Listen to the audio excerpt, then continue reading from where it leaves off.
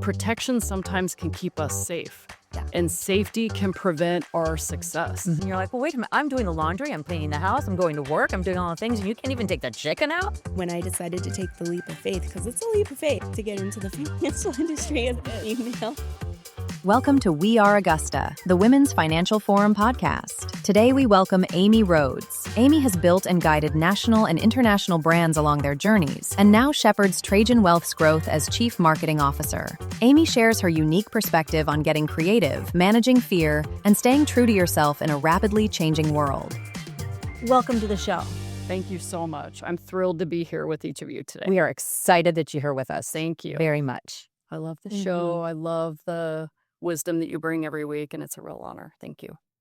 Well, you're going to bring a whole lot of wisdom and different perspective today, and we're excited for that too. So we were kind of talking before we got going, and you kept talking about clarity is where it really starts. Yep. So will you explain that to us? Absolutely. So clarity is something that doesn't always just happen. It is something that unfolds for us oftentimes. We all go through life and we have a lot of influences and people that are in our lives. And at some point in our lives, often many of us come to this point where we pause and we say, wait a minute, this life I'm doing, this trajectory I'm on, is this all mine? Or is this a part of a construct that might have come from an influence that's not mine?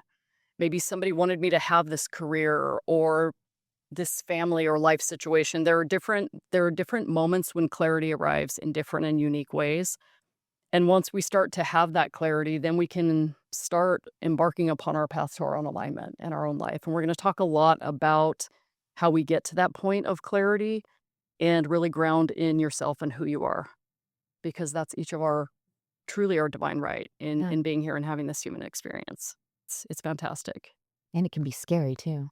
It can be, because it can start to show areas of our life and paths that we've been going down, that when we actually pause, we might realize that was never mine to begin with. Like, I never wanted that. Sometimes it can be one of the things that pops in for me a lot is I feel like, oftentimes people are influenced by the career they should have. I think about this as artists. A lot of artists are directed to do other things because you can't make a living as a creative.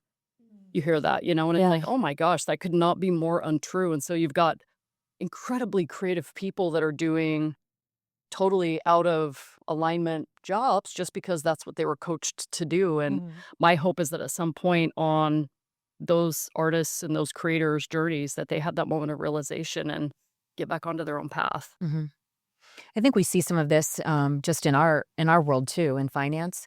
When we're meeting, I'm going to use a couple, a husband and wife, for example. And, we have to do a lot of discovery, asking questions, digging down in, what do you guys want? Just, things like that. We all know what I'm talking about. Yeah. But what we find is that they might not be aligned, and one of them gives in and they're following one of the other's ideas. Maybe it's a wife, maybe it's a husband, but one of them tends to have the louder voice and the other one takes a different role. That might not be the role they should be taking. Yeah. Or you just think about, growing up and hearing, it could be parents or it could be other influences say, hey, this is what would be most successful, or this is what would make you happiest, or hey, or uncle so-and-so or aunt so-and-so did this and you should follow that same path. I know for me, my father's older brother was really kind of like a father figure to him, and had, he forged something great for himself, and in terms of, joining the Air Force and then going to get his master's and then going to law school and then having his own law firm. And, my dad, looking so much up to my uncle, was like, hey, go to school, be an attorney. And you said, Well, I did. I initially thought, yeah, that's what I'm going to do. And I went through undergrad, and then I went to, the St. Louis University School of Law. And once I got there, I was like, what am I doing here? Wow. But I just knew that that was the path. That was the path, that was someone who was very successful in our family, and one of the first forms of, true, Mhm. career-wise, and kind of having that autonomy and being able to be in control. It's not your path. Right. And you discovered that. So And what didn't you spend some time? You like took off to another country and lived your best life in your moment? yeah, so that rang true to me when you said it could be a career path even, and how you said so many creatives find themselves in a space that isn't truly them, Right. and they're not really living their passion. It's not theirs. It's somebody else's idea of what should be theirs. Yeah. Right. And look where you sit now. Yeah, yeah, and I'll never forget. I remember going taking the quote unquote, the walk of shame, and dropping out of law school, and feeling like I had to have a plan, Yeah. but not really having a plan, but having teammates and But just knowing that connections. that plan wasn't yours. Yeah, That's courageous. Very much. Like, I applaud you. That's incredible. it was hard to embrace that at the time, and I think it's hard for most people. But ultimately, I remember going to my uncle's, office and telling him. And, I was very shaky on having to admit to him, hey, I felt like I'd screwed up. I felt like I was letting him down in some way, shape, or form. But ultimately, when I decided to take the leap of faith, because it's a leap of faith to get into the financial industry Yes, as it a is. female. Yeah. And when I took that leap of faith, both my dad and my uncle were like, uh, I don't think so. Really? Oh, absolutely. They were terrified of me joining this industry as, who I am. And they were like, verbatim. I remember them both kind of saying in different ways, hey, there's some people that are really successful in that space, but not always people like you. Wow. Essentially is what they were saying. And it was from a place of protection. Right, of course. What does that mean, though? Oh, just, it was from a place of protection of what this industry typically looks like, and just, Well, and I think that a lot of times, like, you're touching on something that's really interesting. There are a few things I want to come back to on that. Like, that story is incredible. Seriously incredible. Protection sometimes can keep us safe. Yeah. And safety can prevent our success. Mm-hmm. Really, oh, I've got this job that's really consistent and I have an expected paycheck, and that's great. But are you living the life that you want? That might be a little more risky, and you might be incredibly, wildly successful. Yeah. And that's what it was. It was the risk involved. It wasn't that, salary, how I came into the industry. It wasn't that way. It was, 100% commission position at the time. And so that's Yep. why. And, but also other reasons, and what was pretty cool is that the salaried safe position that I'd left in supply chain, I doubled Wow. that income that in my first year in the business. Boring job, the one that got you through until you could do it exactly what you wanted. Right. That's incredible, Blair. Mm-hmm. And one thing that has surfaced for me along my own personal journey is along that people can sometimes challenge you back and say, like, well, you abandoned this family legacy, right? Okay, go with me on this. You abandoned that. But would you do that, or would you abandon yourself? Yeah.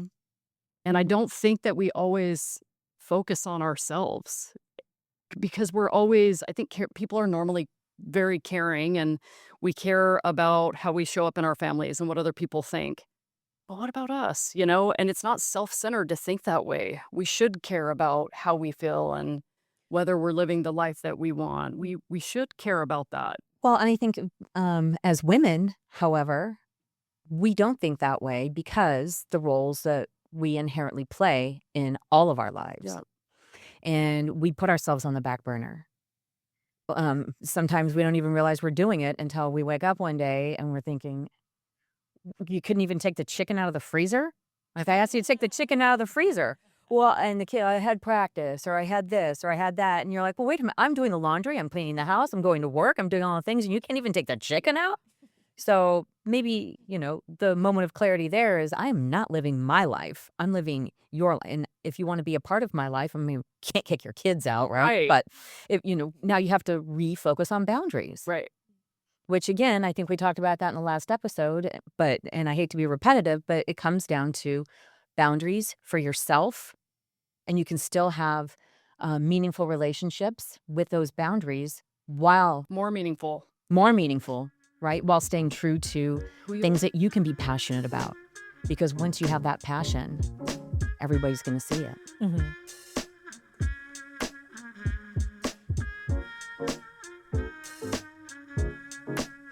Showing up as your true, real, and authentic self is first and foremost the most important thing.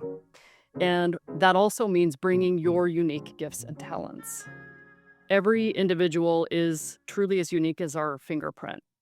And I believe that when we don't bring those gifts to our relationships, to our work, to every aspect of who we are, we're holding back something really special that we could be sharing with the world. Mhm. And if we're not going to do that, who is? Like, what Mhm. parts of us will never be seen? Yeah. We'll never see the light of day if we don't share those. So I think that's really important. And I also believe that when you share your unique gifts, I believe that other people sense that energy. You can tell when people are showing up as exactly who they are. Sometimes I like to even think about that as like a fixed energy. If they're really grounded in who they are, think about like Jack Nicholson as an actor. He's always Jack Nicholson. And I think that when you show up as who you are, there's a trust that comes along with that because people talk about authenticity a lot, right? That's really what they're talking about is the truth of who that person is. Yeah. And if you're bringing that, people are going to trust you more. And if they know they can trust you, then they care more about what you're sharing with them because it's coming from a real place. So Mhm. Definitely. it's very important. Oh, I 100% agree. And I think as we mature through life, not just through our careers, obviously we're going to change and morph and become, exactly who we are. So we're not never who we are. But if we don't, because I mean, growing up, you may or may not assume this about me, but I was pretty out there. I mean, I've always been, I don't have a problem speaking my mind, but it's how we choose to show up in those moments, right? I had to temper it a lot as I matured. I didn't just blurt out the first thing that came to mind. Got some laughs out of it a lot of times, but now the way it correlates over into my professional world is I'm so passionate about what I do. I'm very grounded and happy in my life. When you have that inner peace, it's much easier for it to come out and for people to see it and feel it. We're all built on energy, whether you know it or not, or whether you can feel it or not. That's a gut instinct. 100%. And so you can tell, and I know my clients can tell, even when I just first meet them, when they're walking out, they're like, this was great because I do believe in what I do. And I love talking to people about where they want to go and what their goals and hopes and dreams are. Yeah. And they know that that's real. Yeah. And that shows and they tap into that energy. Absolutely.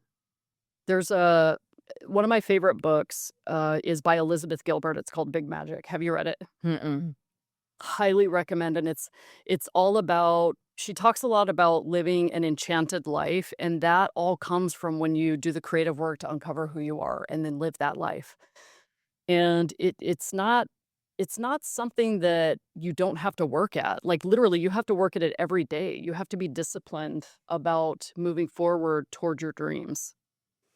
There's this part though that I love. She quotes a professor and he would say something like, let me see if I can get this right. One of the oldest and most interesting tricks that the universe plays on us is that it hides little jewels inside of us and hopes that we can find them. And then the next part of what he would tell his students is the universe wants to know, will you bring forth these gifts? And hopes the answer is yes. Mm-hmm.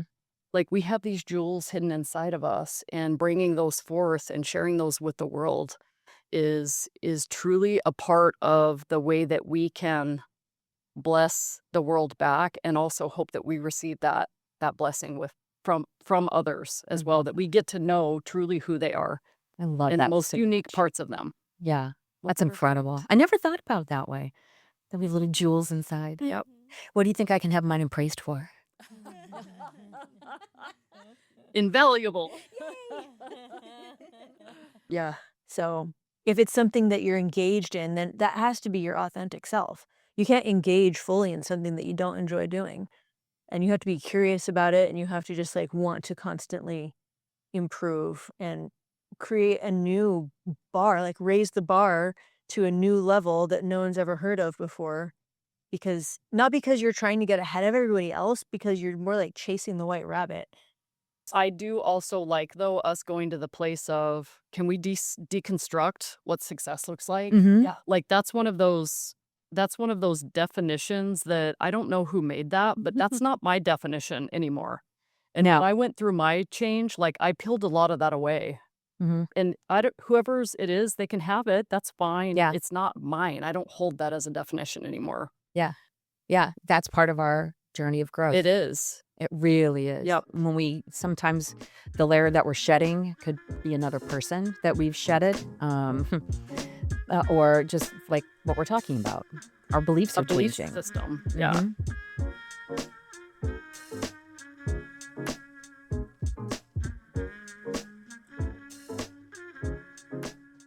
So Amy, I myself and I think Jen as well. Yeah, we attended together. Thanks for giving me the nudge that day. But we have attended your yoga classes, and as a yogi, how has that impacted the rest of your life? And in what ways has that shown up? So many ways. Yoga has shifted my life in ways that I couldn't even imagine. So, first off, the Yoga Sutras are sets of moral principles that us yogis live by. And it's about ways that you live your life and also constraints, so you have both and it's all about the balance. Some teach you how to have a better relationship with yourself because only when you have a good relationship with yourself can you truly have good, healthy, balanced, boundaried relationships with others. The other sutras are how to have good relationships with others. And so there are so many things to share within that. I like to pull little nuggets out with each class and just share those with whoever's in the class.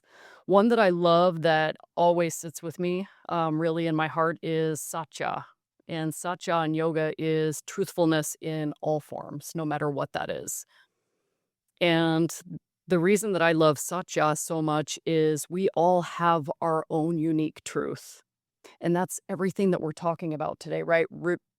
Getting to the base and the heart of that truth of who you are so that you can have the momentum.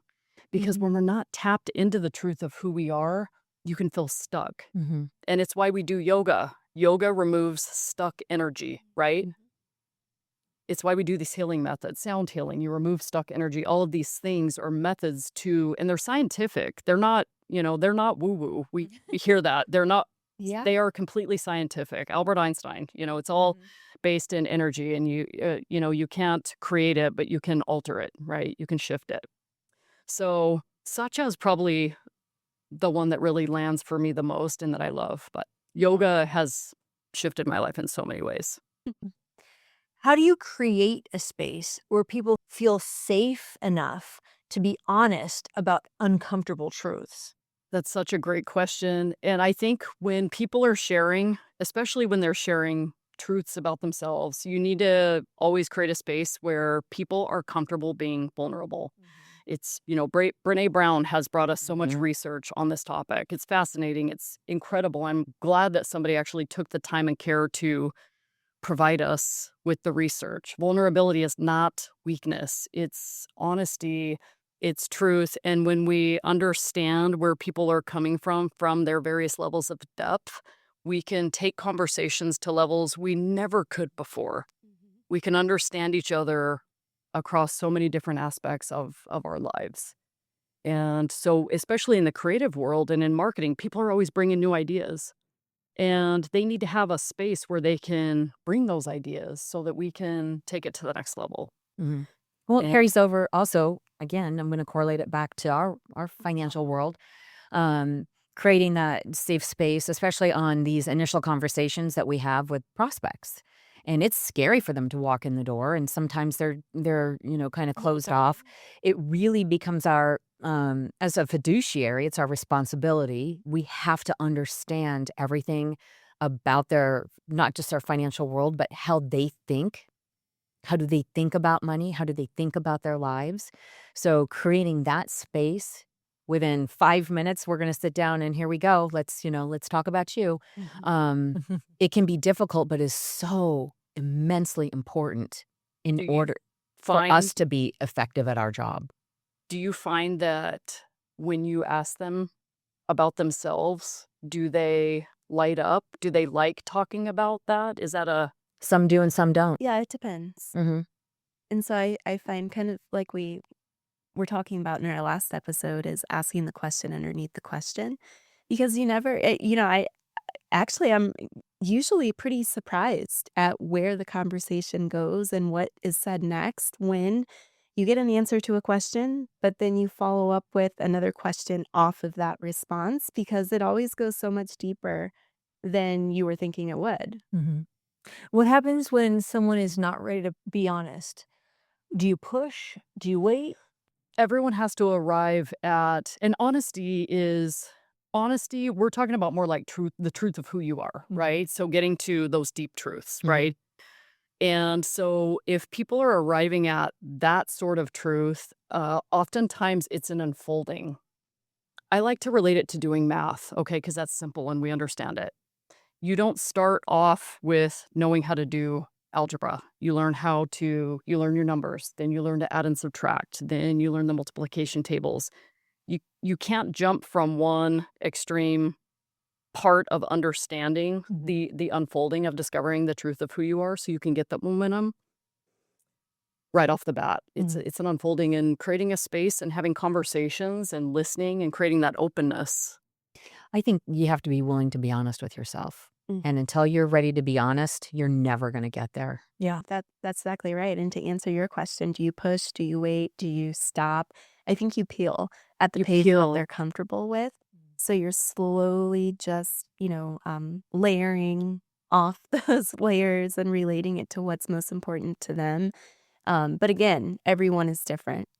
And so it's at their pace. And I think as advisors, we are pretty good at learning that pace Yeah. right away off of their body language. And, is this an okay direction to take the conversation? How can we get at the root of what we need to so that we can do our job best and help them maximize? Yeah. Sometimes I think it's about not just the open-ended questions, but something like, "Oh, tell me more about that." Right? Help me understand where you're coming from on that. Or what does that mean to you? Right. Because somebody will say, I don't know, what's an example? Families are layered. Yeah. Families are so layered. And with what we do, helping families, you have to understand those families. And Yeah.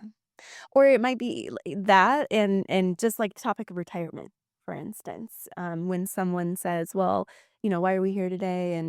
And they say, well, we want to make sure we're on track for retirement. Well, what does retirement mean to you? Because I think it means something different to everyone. And so just pausing and letting them fill that space of what it really means to them. Because for someone, it may mean working a part-time job and just having, more of a part-time schedule. And for others, it's no work at all. It's a complete stop. And they're going to be, cruising around the world. And for others, it might mean I don't want to travel at all. I've been traveling nonstop with work. I've been everywhere. I want to stay home and do nothing. But that is living their best life at that point. So I'm always surprised by the answers because they're all so different. But I think the biggest opportunity that we have is actually letting those answers come out and not saying what our thought of what retirement should be for them or what it is for everyone else. how cool is it that you all in the planning get to be a part of helping people achieve that huge life goal? When they get to spend their time with the people doing the things that they love the most. It's That's the best amazing. thing. Yeah. Yeah. Telling somebody you can retire is the greatest. It's the greatest feeling in the world. They did the hard work. You've done it. Yeah, and congratulating them. They're there. And it's not even like a yay for us because they did the work. Mhm. But if we can even just give them the clarity of showing, yeah, you did it and you're here and everything's okay. But an email came and it was something along the lines of, thank you for helping us gain clarity for our final years that we have together. And I read it when I was in bed, because I think it came through either later in the evening or, but it almost brought tears to my eyes because of how important it was to them about, hey, these are the final years of our life. And the realness just in that. And they said final like 3 times in the email, Yeah. and that's what made it feel like, okay, yeah, like, and that's the best part I feel about this job is people are coming to you and trusting you with really important times. This is a couple that have been married for 50 years. And, thank you and, giving us clarity for these final years we have to enjoy together. It just when you get moments like that, it just feels all worth it, Mhm. and it makes you excited It to bring does. that same level of clarity to the next individual or household. Yeah. Mhm. I love too when you get someone where you help them retire and they have anxiety, and then 6 months, a year, 2 years later, they're like, "Thank you for helping me through that. I love retirement. Every day's a Saturday. I'm doing my thing here, and I'm not. I'm glad that I shared with you that I had the anxiety or that you read into it because you helped me work through that, and now I'm so glad that I made that decision, and I'm never looking back." Or, like, when you have the couple that are, very different ages, or not that different, but, even just, like, 6 to 8, maybe even 10 years, but even 6 years, and one spouse is already retired and the other one is still working, and sometimes that spouse is, like, you know, really wanting that other spouse to retire because they wanna spend more time together, or vice versa. Maybe it's, the one that's still working feeling like, "Okay, well, my spouse is getting older. I just want us to be able to spend more time together. I'm constantly working. That's all I do."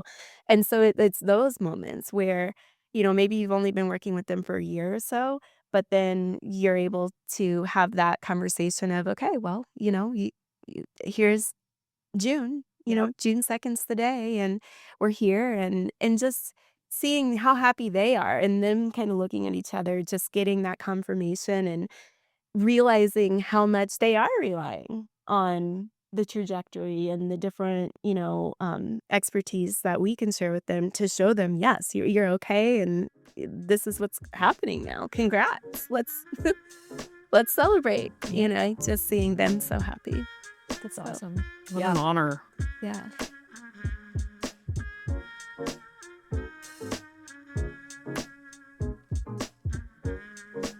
Where should people begin to start their momentum? In creative work, you always need some sort of brief. You need to know where you're headed. And with creative or marketing teams, you need to have a vision. And then we move forward together toward that vision.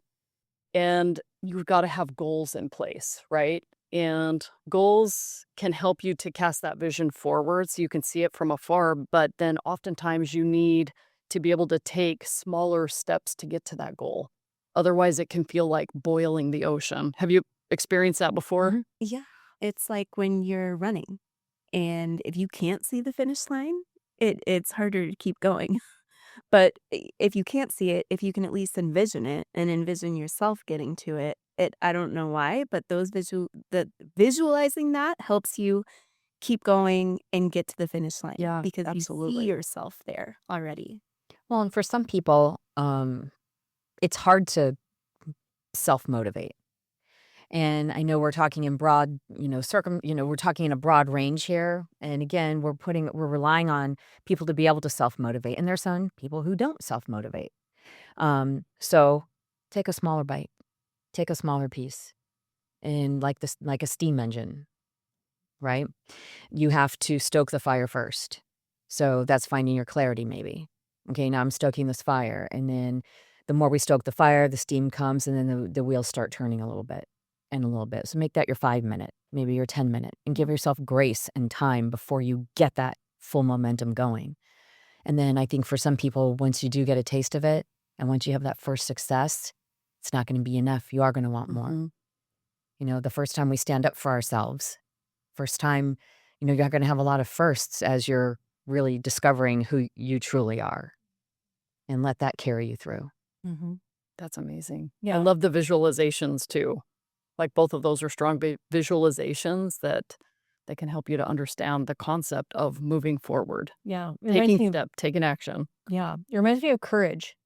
You've probably all heard this before, but courage doesn't mean that you're not scared. It means that even if you're scared, you start anyways. Right. So just start scared, and Just start. that first step is the hardest. And also begin anywhere. Right. It can be messy. Begin in the middle. If that's where you're at and what you have to work with at the time, start there. Yeah. And then your path it'll unfold, right? You'll see that. It'll become illuminated when you take action. Mm-hmm. Yeah.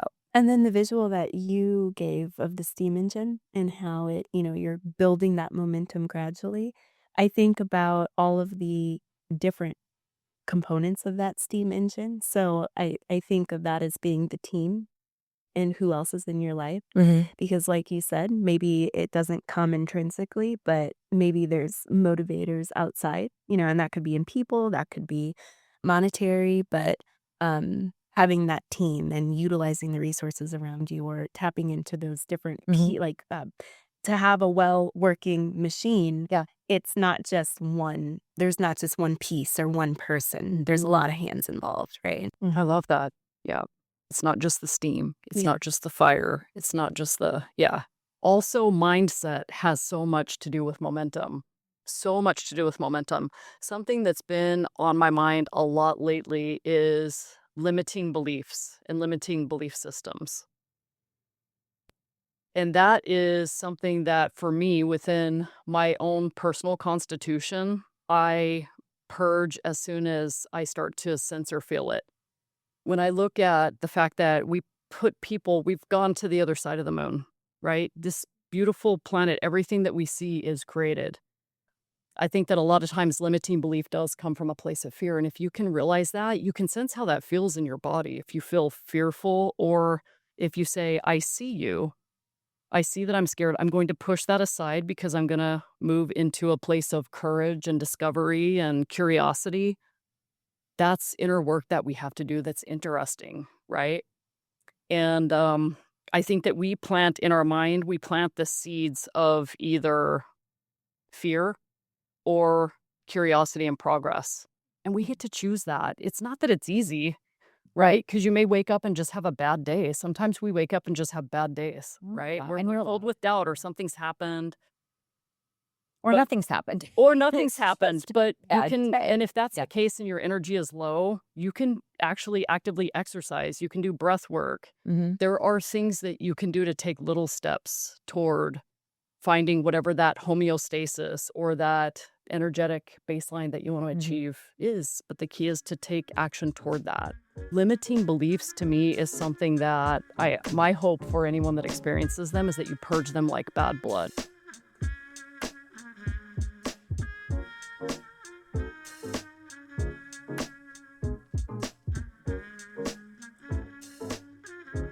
And at the end of the day, we always encourage clients to do their own research and to, be well informed. The more informed you are, the better.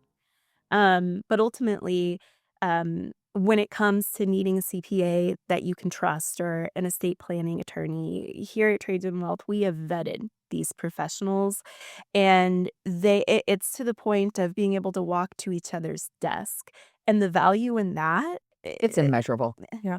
Yeah. And what's a family office for those Augustas who aren't familiar with that terminology? Well, a family office is one that, as Blair indicated, everything under one roof. So all of your estate planning needs, your tax planning, CPA taxes, business taxes needs, as well as the financial planning and wealth management side. So we all literally are under one roof. If we have a client that's working with the entire team, let's say it's tax season, well, we don't have to worry about getting hold of somebody at a different office or somebody who's getting their taxes done in a strip mall, talking to somebody.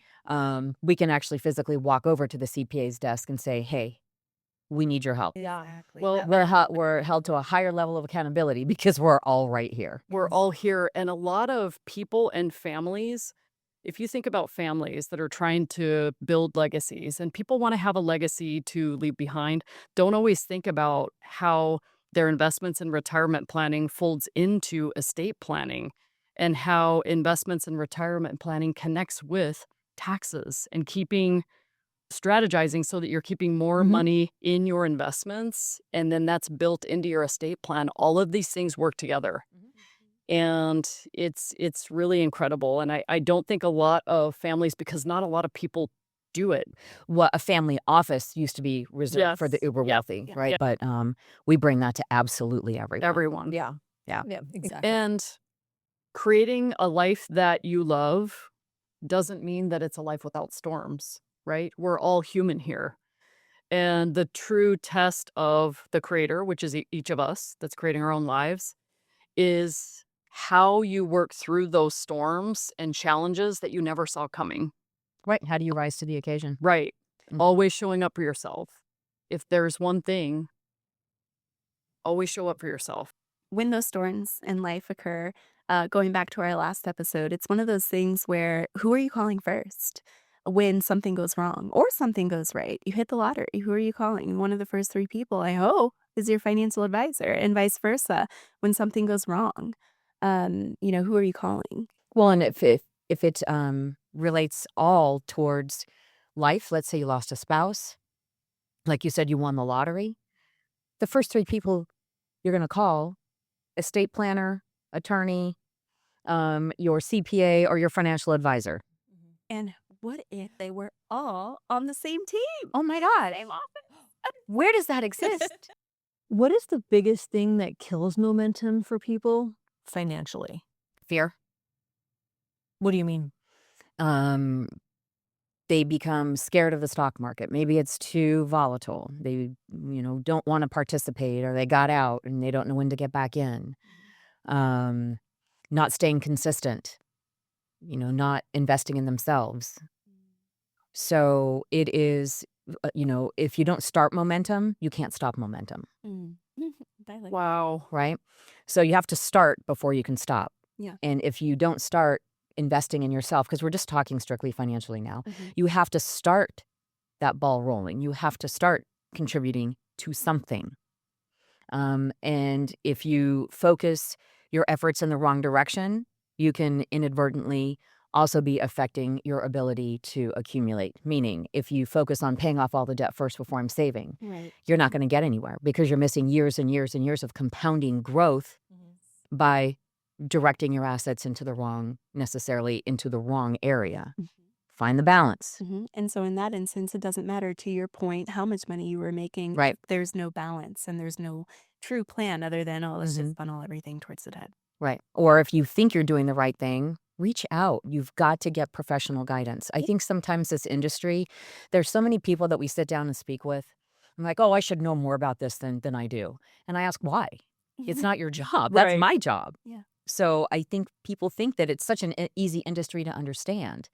And they finally come in and they realize that there's so many gaps that they don't know about because they just don't know. No, I'm not a hairdresser.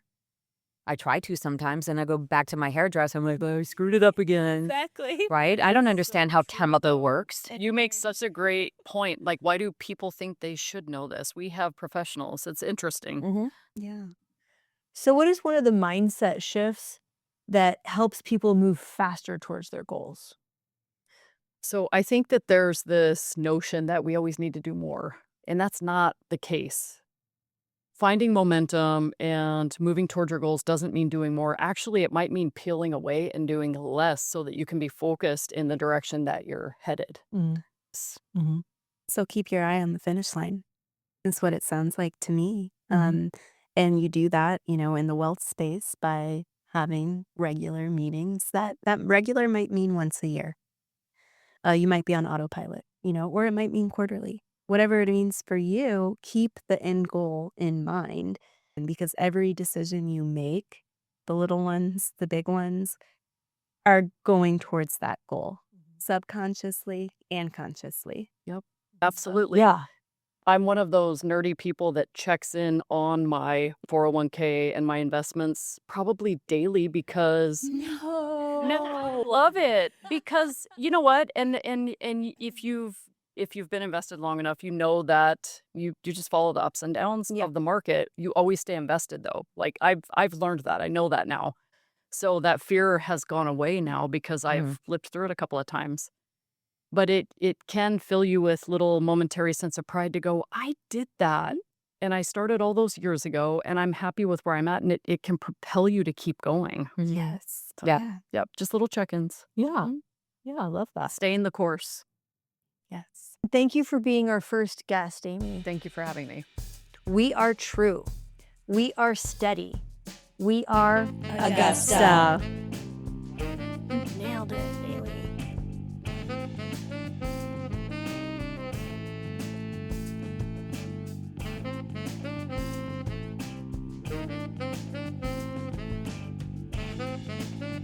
You always show up for yourselves, and how do you show up for your families? And what does that mean in finance? Like, how do we connect all of these things together? Are you eating almond joys? Yeah, no. Really good. Yes, I'm eating almond joy.